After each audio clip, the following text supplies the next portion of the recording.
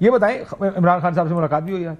خان صاحب سے کافی یہ خان صاحب نے یہ جو سیاست کیا کر رہے ہیں، کیا ہو رہا ہے، یہ بتائیں نا کہ 8 فروری کو احتجاج ہوگا، لیکن کوئی پلان ہے یا مذاکرات از دی اونلی پلان جو آپ کو نظر آیا ان ساری آج کی گفتگو میں؟ ادھر دیکھیں، پہلی بات تو یہ ہے کہ پلان تو حکومت نے بنانا ہے نا.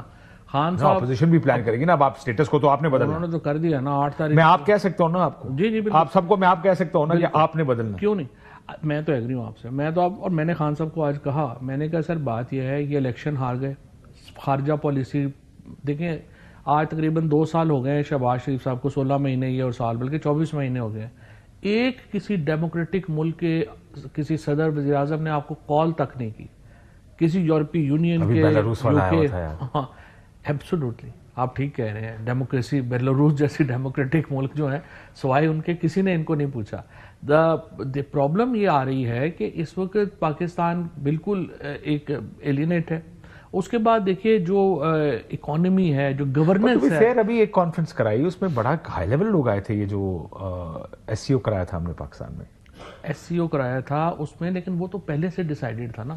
لیکن ایک آپ مجھے بتائیں نا کہ کس ڈیموکریٹک لیڈر نے شہباز شریف کو کال کی ہو، ایک مجھے بتا دیں. اس کے علاوہ بھی میں آپ کو بتا دیتا ہوں، 3 دفعہ شہباز شریف صاحب میں تو یہ پرابلم ہی نہیں ہے نا، کوئی پروٹوکول اپنی عزت وغیرہ تک تو انہوں کا ایشو ہی نہیں ہے. انہوں نے آپ دیکھیں کہ جو پرائم منسٹر ہیں برطانیہ کے، ان کو 1 نہیں 2 نہیں 3 دفعہ جو ہے وہ مختلف ٹویٹس کی ان کو مبارکباد دینے کے لیے. انہوں نے دوبارہ رسپونڈ تک نہیں کیا. الیکشن جیتنے کے اوپر مبارکباد دی، انہوں نے فون نہیں کیا.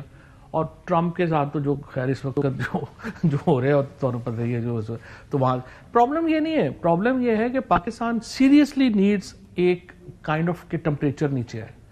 خان صاحب سے میرا لیکن آپ سے میرا ایک تھوڑا سا اختلاف، آپ کی میں ٹویٹ بھی دکھا دیتا ہوں. آپ نے کہا کہ میں نے عرض کی خان صاحب سے کہ یہ حکومت صرف فوج اور تحریک انصاف کے جھگڑے پر کھڑی ہے.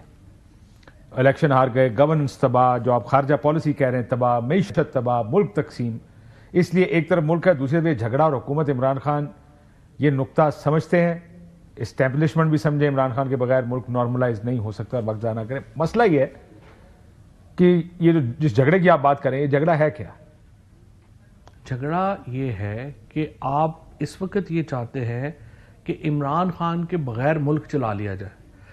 ایک تو ہے نا کہ جو پاور شیئرنگ پاکستان کے اندر وہ ٹریڈیشنل رہی ہے، اس میں اسٹیبلشمنٹ کا بھی حصہ رہا ہے، گورنمنٹ کا بھی حصہ رہا ہے، اور اس پہ وہ ایک علیحدہ ڈیبیٹ ہے. اور اس پہ میری اپنی نظر میں اسٹیبلشمنٹ کو اپنے خود اندر بیٹھ کے ڈیبیٹ کرنی چاہیے کہ ہم اس طرح کیسے سسٹینیبل ہوگا. کیونکہ دیکھیں نا، پہلے تو سمپل 54 سے لے کے اور طالبان تک تو یہ ہو رہا تھا کہ ہم جنگیں لڑ رہے تھے ویسٹرن بلاک کی اور عرب بلاک کی، وہ ہمیں پیسے دے رہے تھے، ہماری زندگی اچھی گزر رہی تھی. اب جنگ ہی ختم ہو گئی ہے. اب پرابلم یہ ہے کہ اگر جنگ ہی کوئی نہیں ہوتی تو پاکستان کو نارملائز ہونا پڑے گا نا. اور پاکستان دیکھیں، ہم بنگلہ دیش بھی نہیں ہیں، ہم برما بھی نہیں ہیں، ہم نارتھ کوریا بھی نہیں ہیں. ہم ایک ملٹی ایتھنک، اور یہاں پہ صوبے ہیں، ایتھنیسٹیز ہیں، کوئی 100 تو زبانیں ہیں.